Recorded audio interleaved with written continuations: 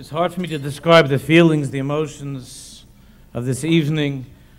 Thinking back 10 years ago, that first gathering that we had on the Motzei Shabbos in Borough Park, a room that was filled with approximately this amount of people, but all Hasidim, different groups, different types, but pretty much all Hasidim. And I can't help but think and wonder about the great strength of both Rabbi Nachman, Zchus Yagen Aleinu, and the holy city of Tsfat, that have somehow miraculously brought Jews of such diverse backgrounds, brought people together, have drawn them here to this place. Rabbi Nachman once said that in the world they tell stories to put children to sleep. But by us, by our people, we tell stories to keep the children awake. To have heard Rabbi Koenig and Eli Wiesel, the stories as a child that I read from Eli Wiesel that kept me awake, that he told, the stories that he told, he expressed things my parents couldn't put into words. They went through those experiences they couldn't articulate. And Rav Koenig is telling the story of modern day Tsfat, Rabbi Nachman's influence, his place at this time. But what brings us all here from different places is the miracle of Rabbi Nachman's message. In the introduction to Likutei Moharan, Rabbi Nachman talks about Rabbi Shimon Bar Yochai, the great Tana Rabbi Shimon. And he shows that it says in the book of Daniel, Kodesh min Shmai Kanachis, which means that the one who is a wakeful one, who is awake, was sent from heaven into this world. And I believe that there's a reason that Rabbi Nachman's teachings are able to keep us awake at the end of time. And this shidduch, this match that has taken place with the magical city of Tsfat, and how does Rabbi Nachman keep us awake? And why are we all here? I understand that there are guests of honor, and many of you are honoring them. But I don't believe for a moment, really, that that's why we're here. We're here because Rabbi Nachman is pulling upon the cords, the strings of our hearts to come. And we're all here to give honor to that tzaddik, who Hashem, who God himself sent into the world at the end of time, and the world was falling asleep. And he sent him into the world to wake us up. And I want to share with you something very remarkable.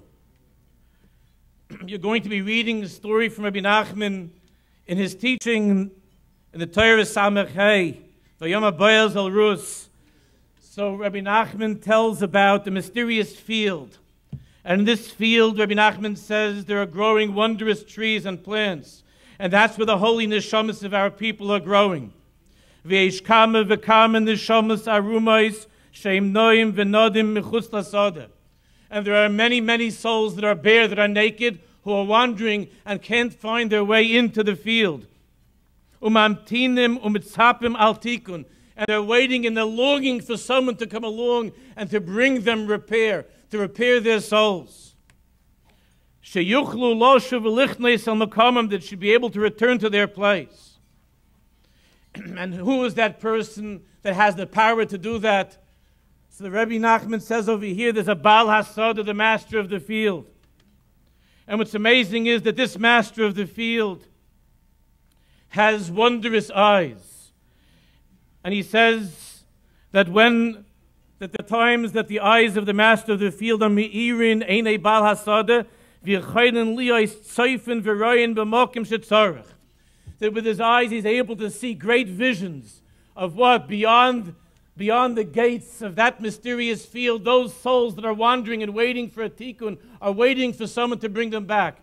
And Rabbi Nachman says there are two types of fields in the world. There's the state Tzoifim and there's the state Boichim. There's a field where people are crying and weeping. And there's the field of the visionaries, the state Tzoifim of the tzaddik of the Baal Hasada. And the city of Tsfat is the state Tzoifim of our generation. It's the field of dreams. It's the field of vision. It's the field where Jews look beyond the confines of the Dalet Amos of their little lives and dream of something greater and bigger. And it's to that field that the Baal HaSodah, the master of the field, the tzaddik, has taken us mysteriously to that place, and he draws us to that place. And that's why we're here. Whatever reason you came here, and some of you might be wondering, what am I doing here, listening to some guy with a fur hat screaming at me? What am I doing over here? And this, what's going on? And I thought, I'm a friend with this guy, and he asked me to come, and I don't know what I'm doing here. Tsfat is a nice place. It seems like a charming little city. I didn't know that there's anything so miraculous or great that's happening, but the truth is, our generation is filled with tears. We are naked souls that are trying to get back into that authentic world of Rabbi Nachman. So why is it that 10 years ago I addressed a Hasidic gathering, and here we are sitting in Manhattan, and this is not a Hasidic gathering, it's a gathering of all different types of friends from different backgrounds. You know why? Because we're approaching Chanukah, and Chanukah is the celebration of that one jar of undefiled, pure oil. That pach shel shemen, which is munach b'chais b'shekoyin gadol. And everybody in the world is looking for something authentic. We're sick of cynicism. We're sick of sarcasm. We're sick of hypocrisy and phoniness. And everybody is looking for that pure jar of oil that hasn't been touched by the outside world. And therefore, the city of Tsfat, the field of Tzofim, of the visionaries, of the visionary of all visionaries, Rabbi Nachman Zchus Yagen Eleinu, calls to each and every one of us who hasn't forgotten the authentic drop of oil that enlivens each and every one of our souls, and that calls to us to come back to Hashem, to return to the master of all the masters of the world, Hashem Yisborach himself. I want to conclude with one tiny little story. It takes a minute. I told it last Motzei Shabbos to some people. There was a great Rebbe, Rabbi Yaakov from Ishbitz. He was known as the Beis Yankov. This Rebbe, the Beis Yaakov, for over 20 years, gave a Gemara shir, a lesson in Gemara, a very deep lesson. He was a huge scholar. He gave a Gemara shir every single night from 12 midnight till 4 in the morning for over 20 years. There was somebody who described what it was like, and he said, it's unforgettable. The shir was the deepest shir, only a few people were allowed to be there, and he said, I was privileged to attend. But I'll tell you one thing that I remember.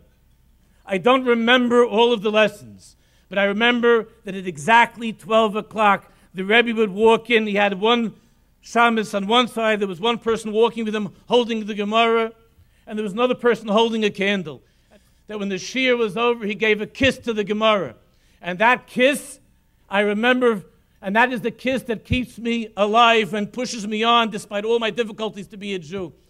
Rabbi Nachman gave a kiss to our people.